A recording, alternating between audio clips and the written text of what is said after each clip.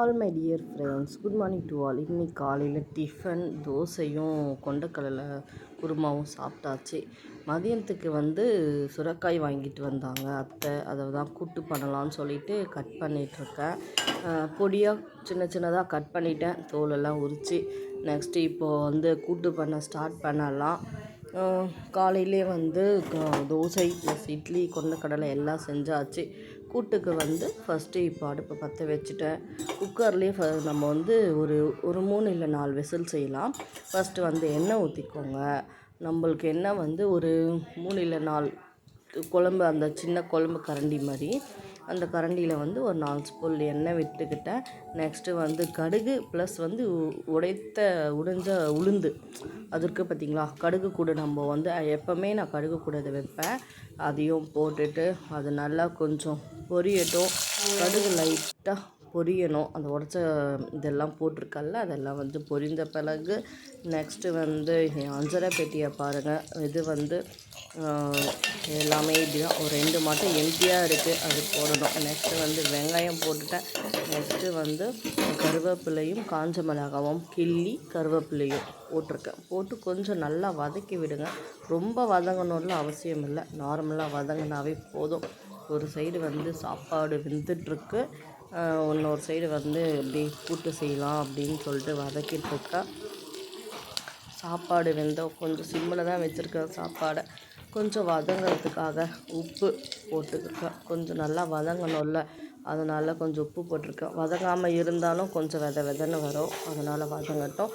உப்பு போட்ட உடனே நெக்ஸ்ட்டு நம்ம சுரைக்காவை எடுத்து போட்டுக்கலாம். போட்டு இருக்கிற பொடியாக கட் பண்ணி நல்லா கழுவி வச்சுட்டேன். கழுவி வடிகட்டி வச்சுருக்கேன். அதை எடுத்து போட்டுட்டு கொஞ்சம் நல்லா மிக்ஸ் பண்ணி விடுவோம். ஏன்னா ஆல்ரெடி உப்பெல்லாம் போட்டிருக்கோம்ல, கொஞ்சம் நல்லா மிக்ஸ் பண்ணணும் கூட்டை. அதனால் நல்லா மிக்ஸ் பண்ணி விட்டுக்கோங்க. சுரைக்காய்க்கு ஃபுல்லாக அந்த வெங்காயம் அதெல்லாம் வதக்கியிருக்கோம்ல, எல்லாம் சேர்த்து மிக்ஸ் பண்ணணும். சிம்மிலே வச்சு செஞ்சிட்ருந்தேன். சரி, கொஞ்சம் ஃபுல்லில் வச்சு நல்லா மிக்ஸ் பண்ணிக்கோங்க. மிக்ஸ் பண்ணதுக்கு அப்புறமா நெக்ஸ்ட்டு நம்ம மஞ்சத்தூள் ஆட் பண்ணிக்கலாம். மஞ்சத்தூள் போட்டுக்கோங்க. நம்மளுக்கு கொஞ்சம் தேவையான அளவு, நீங்கள் எவ்வளோ யூஸ் பண்ணுறீங்களோ அவ்வளோ போட்டுக்கினா போதும். மஞ்சத்தூள் போட்டுக்கோங்க. நெக்ஸ்ட்டு மிளகாய்த்தூள், வீட்லேயே அரைச்ச மிளகாய்த்தூள் தான் நான் யூஸ் பண்ணுவோம். அதை தான் அரைச்சிட்டு வருவாங்க, எல்லாத்தையும் வாங்கி கொடுத்தா. அரைச்ச மிளகாய்த்தூள் போட்டுக்கோங்க. வீட்டு மிளகாய்த்தூள் தான் போதும். அந்த காரத்துக்கு ஏற்ற அளவு போட்டினா போதும். ஏன்னா ஆல்ரெடி நம்ம காஞ்ச மிளகா கிள்ளி போட்டுருக்கலாம். நெக்ஸ்ட்டு தக்காளி போடணும். ஒரு 2 சின்ன சைஸ் தக்காளி போதும். கொஞ்சம் பெருசாகவே கட் பண்ணிக்கலாம், ஒன்றும் பிரச்சனை இல்லை. பிகாஸ் நம்ம குக்கரில் தான் வைக்க போகிறோம். அதனால் நம்ம குக்கர் விசில் விடும் போது கொஞ்சம் நல்லா குழஞ்ச மாதிரி வந்துடும். இதெல்லாம் போட்டு நல்லா மிக்ஸ் பண்ணிக்கோங்க. மிக்ஸ் பண்ணி உப்பு காரம் எல்லாம் போட்டிருக்கோம்ல, தக்காளி எல்லாம் போட்டு நல்லா வதக்கிக்கோங்க. கொஞ்சம் நல்லா வதங்கட்டும். வந்தோடனே நான் ஒரு 15 மினிட்ஸ் சிறுபருப்பு ஊற வச்சுருக்கேன். கொஞ்சம் நல்லா ஊறுனா கொஞ்சம் நல்லா வெந்துடும், கொஞ்சம் சீக்கிரம் வெந்துடும். அதனால் ஊற வச்ச சிறுபருப்பு நல்லா கழுவிக்கோங்க. ஒரு 2 or 3 டைம்ஸ் நான் கழுவிட்டேன். இது லாஸ்ட்டாக கழுவிட்டு அந்த சிறுபருப்பையும் எடுத்து போட்டுக்கோங்க. போட்டு அதையும் கொஞ்சம் நல்லா வதக்கிட்டு தேவையான அளவு தண்ணி ஊற்றிக்கோங்க. காய் முழுகிற அளவு தண்ணி ஊற்றினா போதும். முழுகிட்டு ஒரு 3 இல்லை 4 விசில் விட்டுக்கலாம். நல்லா விசில் வரட்டும். கொஞ்சம் சிம்மில் வச்சு விசில் விடுங்க, ரொம்ப பெருசாக வேணாம். அதுக்குள்ளே சாப்பாடு வெந்துடுச்சு பாருங்கள். கூட்டு முடியறதுக்குள்ளே சாப்பாடு வெந்துடுச்சு. சரி, இப்போ சாப்பாடு நம்ம வடிச்சிக்கலாமா? கூட்டு முடியட்டும், அது 4-5 விசில் வரத்துக்குள்ளே நம்ம சாப்பாடு கொஞ்சம் வடிச்சிடலாம். சாப்பாடுக்கு கொஞ்சம் நல்லா வெந்துடுச்சு. ஓகே, சாப்பாடு வடிச்சிடலாம். கையை வச்சே பார்த்துட்டேன், ஏன்னா சிம்மில் வச்சு கையை வச்சு அனல் அடிக்காது, அனல் இல்லாமல் இருக்கும். சிம்மில் வச்சு கையை வச்சு பார்த்தா, அதனால் ஒன்றும் பிரச்சனை இல்லை. அதனால் சாப்பாடு வடித்தாச்சு. எனக்கு இப்படி வடித்து பழகிடுச்சிங்க. ஆனால் இப்படி வடிக்கும் போது கொஞ்சம் கேர்ஃபுல்லாக வடிங்க, மற்றபடி வேறு ஒன்றும் பிரச்சனை இல்லை. கொஞ்சம் சுடும், அப்படியே ஊதிக்கிட்டே வடிச்சிடலாம்.